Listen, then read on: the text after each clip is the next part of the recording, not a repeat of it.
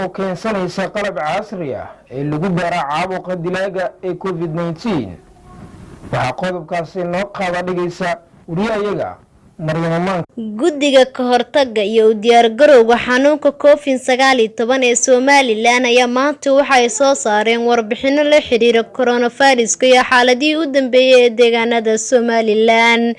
xubnaha guddiga oo warbaahinta kula hadlay magaalada Hargeysa ayaa bulshada ku nool Somaliland la wadaagay warbixino cusub oo la xiriirta xaaladda caafimaad iyo waxyaabaha ilaa iyo waqtigan u qabsoomay guddi ahaan.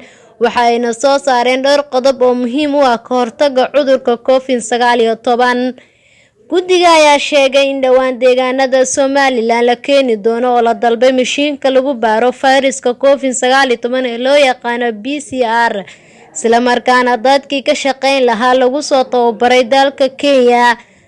sidoo kale guddiga waxa ay sheegeen in ilaa iyo hadda dhiig iyo dheecaano laga qaaday 20 ruux isugu jira dadkii ay la kulmeen labadii qof ee hore looga helay xanuunka iyo qaar lagu arkay astaamo u eg xanuunka COVID-19 ayna sugayaan natiijada maalmahan soo socda.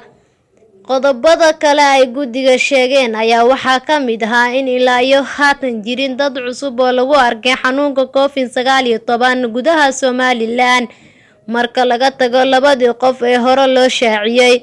ugu dambeyntii waxa ay sheegeen in dhawaan ay baxayaan 186 howlwadeen oo wato 62 gaari kuwaas oo mari doono dhammaan gobolada iyo deegaanada Somaliland si ay uga digtoonaadaan cudurka coronavirus. Maryam Maxamed Cali, Radio Wadaniyan TV.